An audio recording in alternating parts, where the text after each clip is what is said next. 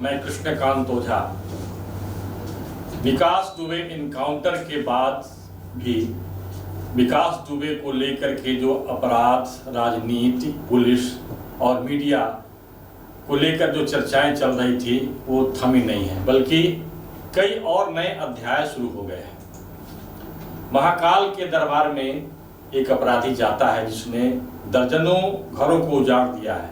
वहां जाता है वह खुद को बचाने के लिए, लेकिन महाकाल का दरबार तो न्याय करता है। कर्माध्यक्ष कहा गया है महाकाल को, जो सभी प्राणियों के कर्मों का लेखा जोखा रखते हैं और उसके अनुसार उसे कर्म का फल भी देते हैं, सजा देते हैं, पारितोषिक देते हैं। जो भी देना होता है वे कर्म के अनुसार ही कर्म के फल को देते हैं। इसीलिए महाकाल को कर्माध्यक्ष कहा गया है। तो कर्माध्यक्ष के दरबार में न्याय होता है और महाकाल जो न्याय देते हैं वो प्रवृत्ति दे करके देते हैं। मनुष्य में जो प्रवृत्ति देते हैं उसके अनुसार देते हैं। तो ये महाकाल का न्याय था। महाकाल ने प्रवृत्ति दी, ऐसा वातावरण बनाया ताकि जो विकास दुबे था, अपराधी था, उसके कर्मों का फल मिल जाए। लेकिन विकास दुबे के माध्यम से कई प्रश्न उठ रहे हैं। प्रश्न यह उठ रहे हैं कि विकास दुबे की हत्या के बाद क्या जो क्रिमिनल, राजनीतिज्ञ और पैसे वाले जो धनपशु जिसको कह सकते हैं, और मीडिया का भी एक वर्ग जिनका एक नेक्सस था, जिनके माध्यम से एक वातावरण बनाया जाता था, जिसके माध्यम से भयादोहन भी होता था, अपराध होते थे, और इसके माध्यम से जो युवा वर्ग था उनको आकर्षित करना, कि उनको उस पेशे में लाना। युवा आकर्षित होते थे कि अचानक हम अपराध के बल पर पैसा कमा लें और पैसा कमाने के बाद एक सुखद जीवन जिए। तो इस प्रकार के कई बिंदु हैं। क्या ऐसे जो अपराधियों को संरक्षण देने वाले जो लोग थे उन तक कानून के शिकंजे जाएंगे, कानून का हाथ जाएगा? ये सारे प्रश्न हैं जो विकास दुबे की हत्या जो हुई है, इनकाउंटर जो हुआ है, विकास दुबे के इनकाउंटर के बाद जो उठ रहे हैं। अब बात उठती है कि पुलिस ने क्या किया, सरकार ने क्या किया।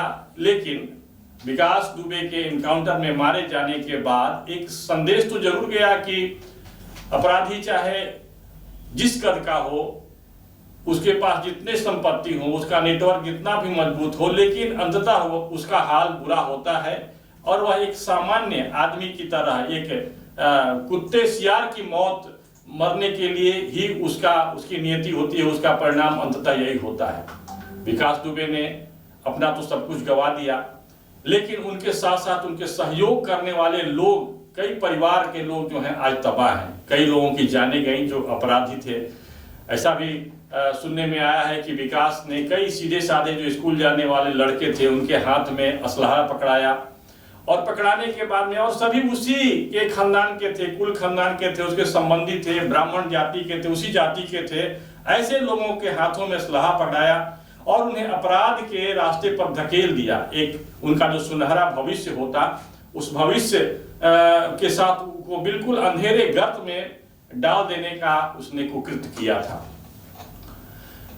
उसके गांव में भी जैसे मरने के बाद कोई बुरा व्यक्ति भी होता है तो उसके बारे में लोग संताप करते हैं, कहते हैं कि भाई चलो चला गया, सारी बातें समाप्त हो गई।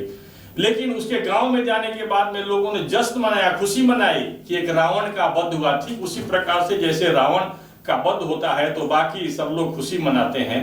तो इस प्रकार का जो चरित्र है उसकी जितनी भर्त्सना की जाए और ऐसे लोगों को सामने रख करके और समाज के समक्ष एक उदाहरण प्रस्तुत करने की बात होनी चाहिए।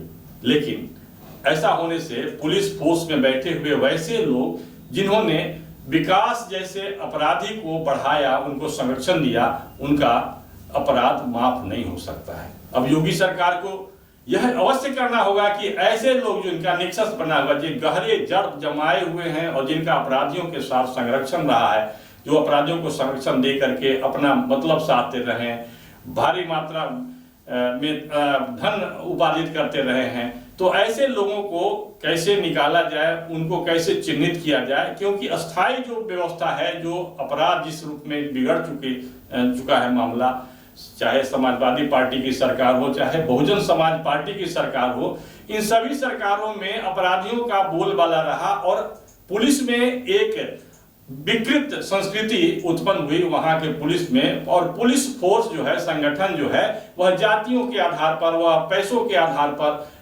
टुकड़े टुकड़े में बटा हुआ दिखाई पड़ती रही है। अब देखिए, एक अपराधी और एक पुलिस संगठन, दोनों में जो आधारभूत अंतर यह है कि पुलिस कानून से बंधा होता है और एक नैतिकता की दीवार से, नैतिकता से भी अपने स्वयं को बांध करके रखने वाला संगठन है। विकास दुबे की पत्नी, जो कि अपराध में संलिप्त मानी जा रही है, ऐसा कहा जा रहा है, लेकिन उसके साथ साथ उसका जो पुत्र है, जो कि नाबालिग है, उसके साथ जो व्यवहार पुलिस के लोगों ने किया, यह कहीं से उचित नहीं है। इसका मतलब यह है कि आप फिर से अपराध को आगे बढ़ाने वाली एक मानसिकता निर्माण का भी कार्य कर रहे हैं। तो इस पर कौन अंकुश लगाएगा? पुलिस के लोग या सरकार के लोग? सरकार के लोगों में इतनी नैतिक बल तो जो जरूर होना चाहिए कि अपने पुलिस फोर्स में जो आक्रोश है, उस आक्रोश को बिल्कुल आपराधिक मनोवृत्ति, आपराधिक प्रवृत्ति की ओर नहीं धकेले। लेकिन इस इतने जघन्य हत्याकांड के बाद पुलिस की ओर से जो कार्रवाई की गई है, उसमें कुछ न कुछ ऐसी बातें जरूर सामने आ रही हैं जो डराने वाले हैं, जो आने वाले एक विचित्र प्रकार का जो संकट है उसकी ओर संकेत कर रहे हैं। तो इस पर भी ध्यान देना होगा। विकास दुबे की हत्या के बाद भी कई प्रकार के नैरेटिव हो रहे हैं, आख्यान हो रहे हैं। पहले होता था कि योगी सरकार जो है इतनी हनक वाली सरकार है, इसके शासन में, इस सरकार में 8 पुलिस के अधिकारियों की हत्या हो जाती है और अपराधी पकड़े नहीं जाते हैं। अपराधी पकड़े गए, अपराधी का इनकाउंटर हुआ, तो अलग तरह की बात हो रही कि मानवाधिकार कहाँ है। तो मानवाधिकार की बात भी होनी चाहिए, लेकिन मानवाधिकार की बात होने के साथ साथ कुछ इस प्रकार की बातें नहीं हो जिससे अपराधियों का मनोबल बढ़े। और ये जिम्मेवारी केवल सरकार और पुलिस प्रशासन का ही नहीं, बल्कि समाज का भी है और मीडिया का भी है कि हम किस रूप में ले जाएं। मीडिया को लेकर के कई प्रकार के सोशल मीडिया पर आख्यान हो रहे हैं कि मीडिया पर सीधे आक्रमण, आरोप प्रत्यारोप की बात की जा रही है। तो इस प्रकार के आरोप प्रत्यारोप से जो सामाजिक वातावरण बनता है वो उचित नहीं है। अब इसमें जो बड़ी बात है वह यह कि सुप्रीम कोर्ट को भी इन्वॉल्व करने की बात हो रही है। वहां भी याचिकाएं दायर की गई हैं कि जो इनकाउंटर हुआ है, ये इनकाउंटर फर्जी इनकाउंटर है और इस फर्जी इनकाउंटर में कोर्ट को हस्तक्षेप करना चाहिए। कोर्ट हस्तक्षेप कर सकता है, लेकिन कोर्ट जो भी कार्रवाई करेगी, जो भी आदेश निर्देश देंगे, उसमें साक्ष्य प्रमुख होते हैं। तो साक्ष्य प्रमुख होता है तो इसमें भी जो सही बात जो है सामने आए।